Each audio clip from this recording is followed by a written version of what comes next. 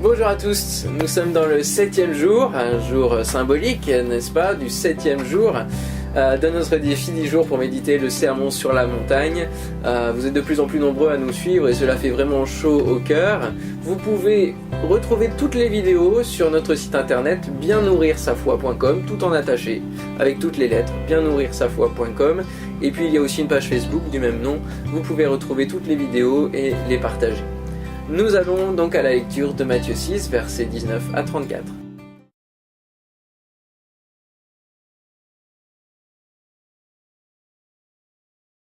Nous lisons donc Matthieu chapitre 6, versets 19 à 34. Ne vous amassez pas des richesses dans ce monde où elles sont à la merci de la rouille, des mites qui rongent ou des cambrioleurs qui percent les murs et dérobent. Amassez-vous plutôt des trésors dans le ciel, où il n'y a ni rouille, ni mythe qui ronge, ni cambrioleur qui perce les murs et dérobent. Car là où est ton trésor, là aussi sera ton cœur. Les yeux sont comme une lampe pour le corps. Si donc tes yeux sont en bon état, ton corps entier jouira de la lumière, mais s'ils sont malades, tout ton corps sera plongé dans les ténèbres.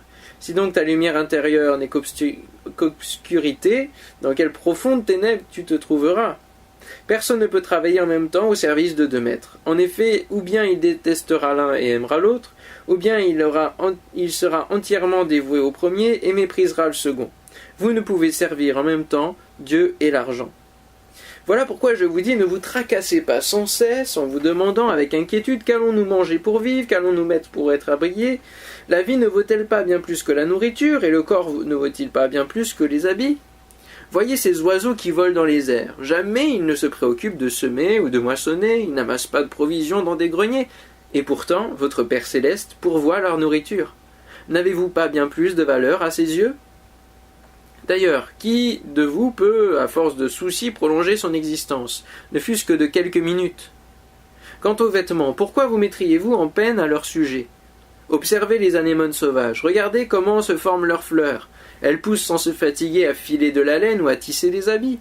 Et pourtant, je vous assure que le roi Salomon lui-même, malgré toute sa gloire, n'a jamais été aussi bien vêtu que l'une de ces fleurs. Si Dieu habille avec tant d'élégance la petite plante champêtre qui est là aujourd'hui et demain sera jetée au feu, à combien plus forte raison s'occupera-t-il de votre habillement ? Ah, votre foi est encore bien petite.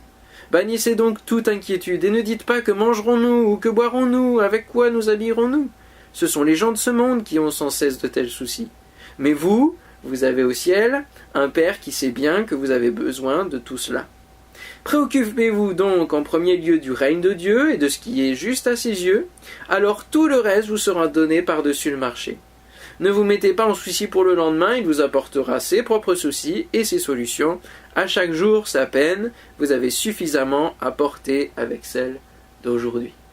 Aujourd'hui, nous allons donc voir comment se positionner pour le royaume de Dieu. C'est l'intitulé de ce chapitre que j'ai voulu donner. Se positionner pour le royaume de Dieu, parce que nous voyons ici que Jésus assiste sur des attitudes à avoir dans notre vie et qui reflètent notre appartenance au royaume de Dieu. Si nous sommes chrétiens, nous appartenons au Père et nous faisons partie de son royaume.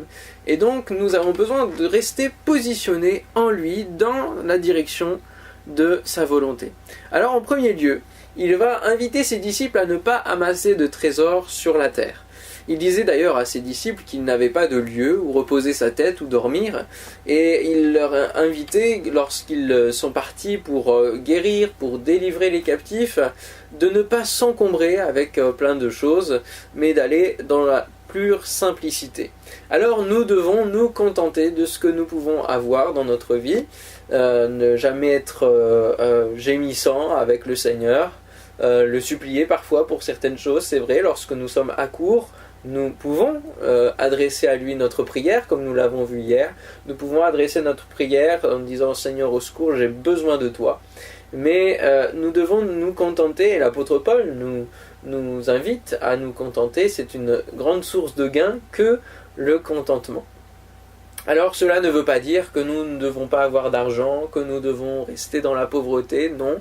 Mais nous devons savoir bien utiliser notre argent avec sagesse et surtout dans l'intérêt du royaume de Dieu, sans tomber dans la fièvre acheteuse ou la frénésie possessive de forcément avoir à tout prix, quel que soit le moyen par lequel nous acquérons la chose. soyons loin de cette société de consommation. Jésus veut que nous allions beaucoup plus loin que ça et beaucoup plus au-dessus surtout. Alors, je citerai Jacques, chapitre 1er, verset 12, qui nous dit « Heureux l'homme qui supporte patiemment la tentation, car après avoir été éprouvé, il recevra la couronne de vie que le Seigneur a promise à ceux qui l'aiment. » Jésus nous donne énormément de promesses dans le sermon sur la montagne, et notamment aussi, il dira, il recevra leur récompense. Et c'est vrai que nous pouvons avoir notamment cette récompense de la couronne de vie, la vie éternelle, alléluia, lorsque nous serons dans le ciel. Il nous faut nous rappeler que nous sommes étrangers et voyageurs sur cette terre, et que nous n'allons pas vivre éternellement sur cette terre, et que nous devons donc amasser au travers de notre vie spirituelle des trésors dans le ciel. Les œuvres sont faites pour cela. Nous ne sommes pas sauvés par les œuvres, mais Dieu veut que nous pratiquions des œuvres qui vont en cohérence avec notre foi, ce que nous croyons en Dieu, nous croyons que c'est un Dieu d'amour, et du coup ce Dieu d'amour vient nous motiver à avoir des actions d'amour pour bénir les autres, et cela fait partie de la construction de notre demeure céleste, de la place qui nous sera réservée, et ça fait partie des trésors qui sont gardés dans le ciel, des perles qui sont sur notre couronne. Alors ne laissez pas les différents biens vous cacher de la lumière divine qui peut briller en vous. Ne vous laissez pas obstruer, encombrer par cela. Car là où est ton trésor, là aussi sera ton cœur, nous dit le verset 21. Je vous dirai, dis-moi à quoi tu es attaché dans ta vie, je te dirai où ira ton cœur. Nous devons nous positionner dans ce domaine-là vraiment précisément. Si notre passion est Jésus, alors notre maître sera vraiment Jésus, le Christ. Si notre passion est le monde, l'argent, les biens, notre maître sera Mammon. Et il est étonnant, marrant qu'en français, nous puissions faire un jeu de mots avec ma voiture, mon canapé, ma maison, mon téléphone, etc. Mammon. C'est vraiment les adjectifs possessifs, donc qui démontrent la possession. Il faut que nous nous positionnons par rapport à cela. Nous ne pouvons pas avoir les deux. Aucun compromis n'est possible et le purgatoire n'existe pas pour faire le tri de notre vie à la fin de celle-ci. Ainsi, nous devons faire un choix de qui nous voulons suivre et veiller à suivre cette voie, ensuite nous positionner. C'est capital, c'est très important. Alors, suite à ce choix, nous devons aussi nous positionner par rapport à un autre domaine, nous invite Jésus, par rapport aux inquiétudes liées à la vie de ce monde, au quotidien de ce monde. Et donc, si nous sommes attachés au monde, nous serons inquiets quotidiennement, mais si nous sommes attachés à Jésus, nous n'avons plus à nous inquiéter.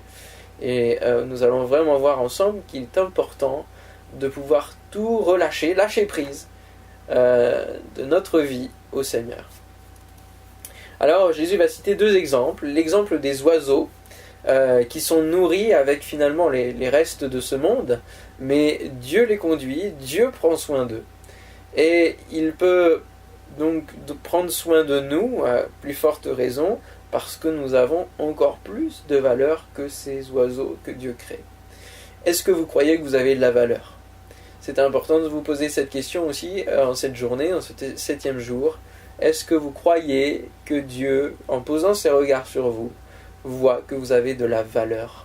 Est-ce que vous sentez que le regard de Dieu sur vous est un regard plein d'amour qui dit « Tu as de la valeur pour moi, mon fils, ma fille. Je t'aime et je veux vraiment prendre soin de toi. Je veux prendre soin de ta vie. Je veux éloigner les inquiétudes de toi, mais il faut aussi que toi, tu te positionnes. » Il va citer également les lys des champs, ou les anémones, en tout cas peu importe, les fleurs sauvages qui naissent comme cela un jour, qui poussent au gré des vents et des oiseaux qui ont emmené les graines, etc. Et il peut pourvoir à toutes les choses les plus basiques. Et dès lors que nous quittons les inquiétudes pour les choses basiques, nous pouvons nous concentrer sur les choses spirituelles, sur les œuvres que Dieu a préparées d'avance pour nous, sur la destinée qu'il a prévue pour nous. Mais si nous avions toujours les yeux rivés sur les choses basiques de notre vie, comme les moins basiques aussi, si nous laissons à Dieu prendre soin de toutes les parties de notre vie, alors nous pouvons nous concentrer sur la volonté divine. Ne vous inquiétez pas. S'inquiéter pour notre lendemain, notre nourriture et notre habit, c'est finalement un manque de confiance en Dieu. Et c'est ce qu'il va dire. Votre foi est petite. Mon propre travail va s'arrêter dans quelques mois. Mais depuis que je le sais, je n'ai aucune inquiétude parce que je sais que Dieu sait. Je sais que Dieu a déjà pourvu. Je ne m'inquiète pas parce que Dieu tient ma vie dans ses mains. Il a déjà pourvu. Et c'est le meilleur moyen finalement pour voir le plan de Dieu se réaliser dans notre vie. C'est qu'on laisse Dieu écrire notre vie à notre place. Et on voit le plan de Dieu se dessiner. C'est quelque chose de merveilleux. Il nous donne le meilleur. Alors je sais que c'est pas facile.